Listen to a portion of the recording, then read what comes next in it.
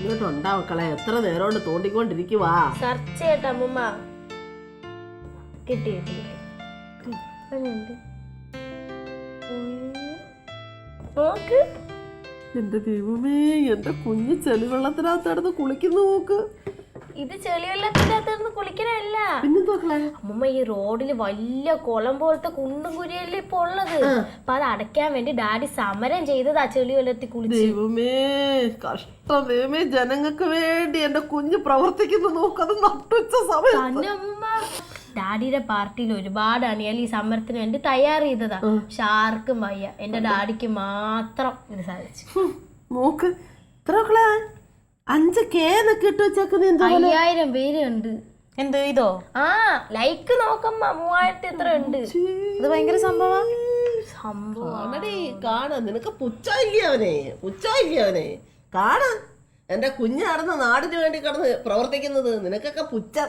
ഞാനിതിനെ പുച്ഛിക്കണത് അതെന്റെ കെട്ടിയോനാ. അവക്ക് പിടിച്ചില്ലടാ ഞാൻ പറഞ്ഞത്. അവക്കൊട്ടും പിടിച്ചില്ല. അതെ, ഇത്തരത്തിലുള്ള വർത്താനം പറഞ്ഞ അമ്മയാണെങ്കിലും ശരി അമ്മായിയമ്മയാണെങ്കിലും ശരി ആർക്കും പിടിക്കൂല. എനിക്ക് ഒരു വിലയില്ലല്ലോ അവിടെ. എടാ, നീ ഇവിടുന്ന് കഴിയേണ്ടവനല്ല. ഇവക്കടെ കൂടെ കൂടിയാ നീ ഇങ്ങനെ ഇവിടെ കഴിയേണ്ട വന്നത്. വേറെ വല്ല പെങ്കൊച്ചിനെയും കെട്ടിയായിരുന്നെങ്കിൽ എന്റെ കുഞ്ഞ് എവിടെ കഴിയേണ്ടവനാ. എന്റെ കുഞ്ഞ് വന്ന് കിടന്ന് കുഞ്ഞിനെ കൊണ്ടുപോയിക്കോ എവിടെയെങ്കിലും എന്നാ. ഇവിടെ അച്ചി വീട്ടിലെ പൊറുതിയൊക്കെ മതി. നീ പാലയെല്ലാം കാണാൻ വാ. അവിടെ വായിരിക്കുന്ന മൊത്തം കേൾക്കുകയും വേണം. നാണം കെട്ട് നീ ഇച്ചി വിലയും നിലയൊക്കെ ഉള്ളവനില്ലേ. നീ ഇങ്ങനെ കിടന്ന് പെണ്ണിന്റെ വായിരിക്കുന്ന കേട്ടോണ്ട് ഇവിടെ കിടന്ന് കേൾക്കുന്നവരെന്താ പറയും. മക്കള് നിന്ന് കേട്ട് പഠിക്കല്ലേ. എന്നെ അങ്ങോട്ട് ഡൈവോഴ്സ് ചെയ്യിട്ടോ. എന്നിട്ട് അമ്മ പറയണ പെണ്ണിനെ എന്താന്ന് വെച്ചാൽ കിട്ടും. പാലാൽ ഇഷ്ടം പോലെ പെമ്പിള്ളേരുണ്ടാവും.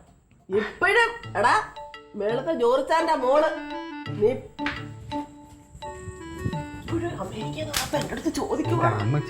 ക്ലീറ്റോ വന്നോ ഇപ്പോഴും അവക്കടെ മനസ്സിൽ നീയാ നേഴ്സിന് അങ്ങ് പോയെങ്കിലും സത്യം പറയാല്ലേ. ശരിക്കും പിന്നെ ഈ പറഞ്ഞ മാതിരി അവിടെ പോയി രാഷ്ട്രീയ പ്രവർത്തനം നടത്താൻ പറ്റില്ലല്ലോ.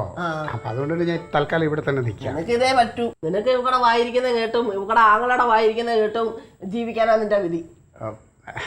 അതൊക്കെ അവർ സ്നേഹം കൊണ്ട് പറയണല്ലേ അമ്മച്ചി. അതിരിക്കട്ടെ, നീ രാവിലെ വല്ലതും കഴിച്ചോ?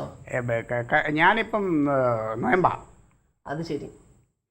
എടാ, പെണ്ണും പിള്ള എടുത്ത് നേരം വെളുത്ത് 2 അപ്പവും കിഴങ്ങേറി എടുക്കടി ഇവിടെ കൊണ്ട് വെക്കടി എന്ന് പറഞ്ഞ് തിന്നാനുള്ളൊരു കഴിവ് വേണം.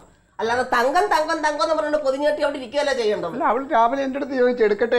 ഞാൻ പറഞ്ഞു നോയമ്പാ ഒന്നും വേണ്ടെന്ന് പറഞ്ഞു. എന്തായാലും ദൈവമേ വല്ലാത്ത കൂത്തായി പോയി. ഞാനേ പാർട്ടി ഓഫീസിൽ പോയിട്ട് വരാം. അതുവരെ വേറെ കുഴപ്പമൊന്നും ഉണ്ടാക്കല്ലേ അമ്മച്ചി. മക്കളെ ചില്ലറ വല്ലതും ഉണ്ടോ? വണ്ടിക്കകത്ത് കാണാൻ പാടില്ലെങ്കിൽ എന്റെ ഒരു പൈസ ഇല്ല അമ്മച്ചി. എന്റെ പൈസ ഒന്നുമില്ല. മക്കളൊരു കാര്യം ചെയ്യാൻ അമ്മച്ചിയുടെ പേഴ്സ് അതിനകത്തുണ്ട്. എന്തോ വെച്ചാൽ എടുത്തോണ്ട് പോ. മക്കളെ എടുത്തോണ്ട് പോ. ആർക്ക് വേണ്ടി ഉണ്ടാക്കിയാലും എന്ത് ചെയ്യേ? ഒന്നുമില്ല. എന്റെ കുഞ്ഞെങ്കിലും ജീവിക്കട്ടെ. മക്കളെ പോകുന്ന വഴിക്ക് ചൂട് വെള്ളം എല്ലാം മേടിച്ച് കുടിക്കും. നിനക്ക് അതൊക്കെ യോഗം ഉള്ളു. ഇവിടെ നിന്നും കുടിക്കാനൊന്നും യോഗമൊന്നും ഇല്ല. ഞാൻ 100 രൂപ എടുത്താ അമ്മച്ചി. ഓ, അവനും പോയി.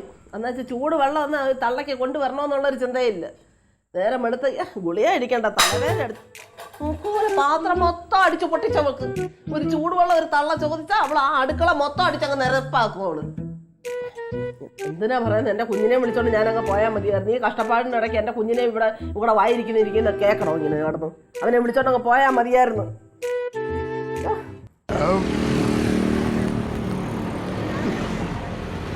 ഇപ്പൊ ഇലക്ഷനൊക്കെ വരുമ്പം നിൽക്കാനൊക്കെ ഉള്ളതാണ്. പക്ഷേ ഒന്ന് കയ്യെ കാണിച്ചാലേ. അളിയ എന്തായിരുന്നാലും അളിയൻ ആ ചെളിവെള്ളത്തിരുന്ന് കുളിച്ചില്ല മറ്റേ റോഡിൽ കട്ടറിലെ. അത് എന്തായാലും അളിയ ഒരു ഓളം ഉണ്ടാക്കിയിട്ടുണ്ട്. പിന്നെ ഞാൻ 2-3 സ്വീകരണം റെഡി ആക്കിയിട്ടുണ്ട്. പിന്നെ ഞാവൊന്നും പറയല്ലോ. സ്വീകരണമൊക്കെ പോവാം. പിന്നെ അളിയ ഇത് പറഞ്ഞപ്പോഴേ വേറൊരു കാര്യം ഓർമ്മ വന്നേ. അളിയ ചാനലുകാർ നിന്നെ തിരക്ക് ഓഫീസ് വന്ന് 2 പ്രാവശ്യം. ഏത് ചാനല്? മറ്റേ എന്താണ് ഏത് ചാനലാ? ഇവിടെ വിഷൻ കേരള. വിഷൻ കേരള. ഓ, അതിനാണ് അവൻ എന്നെ വിളിച്ചത്. നീ എന്താ പറഞ്ഞു? ഞാൻ പറഞ്ഞു ഇപ്പൊ എനിക്ക് ഇന്റർവ്യൂ ഒന്നും തരാൻ പറ്റത്തില്ല, അവൻ ഭയങ്കര തിരക്കിലാണെന്ന് പറഞ്ഞു. നീ എന്തിനാണ് അങ്ങനെ പറയാൻ പോയത്? ഇന്റർവ്യൂ ഒരു അവസരമല്ലേ അത് കിട്ടുന്നത്? എന്റെ അളിയെ തിരക്കുണ്ടെന്ന് പറഞ്ഞാലേ നമുക്കൊരു വെയിറ്റ് ഉണ്ടാവത്തുള്ളൂ. അല്ല ഈ ചാനലുകാർ വിളിക്കുന്ന സമയത്ത് അങ്ങ് ഓടി അങ്ങ് ഇന്റർവ്യൂ ചെയ്യാൻ മതിയോ? എന്നിട്ട് എന്നത്തേക്ക് അവർ ഇന്റർവ്യൂ ചെയ്യാന്ന്? അത് നിന്റെ സൗകര്യം പോലെ അവര് എടുത്തോളൂ. അത് ശരി. അങ്ങനെയാണെങ്കിൽ ഇന്റർവ്യൂ വീട്ടിലോട്ടാക്കാൻ പറയാം. അത് പറ്റത്തില്ല, അത് സ്റ്റുഡിയോയിലേ പറ്റൂ. പിന്നെ എന്റെ സൗകര്യത്തിനാക്കുമ്പോ ആ ഇന്റർവ്യൂ എന്റെ വീട്ടിൽ വെച്ച് നടത്താം, അതിൽ കാര്യമുണ്ട്. അത് എന്ത് കാര്യം? ഇടേ വീട്ടുകാരൊക്കെ അറിയട്ടുള്ളേ എന്നെ കുറിച്ചൊന്ന്. തങ്കത്തിന് നിന്റെ എല്ലാ കാര്യങ്ങളും പറയാം, പിന്നെ എന്താ ആരെ അറിയിക്കാനാ? തങ്കമല്ല പിന്നെ ആരാണ്?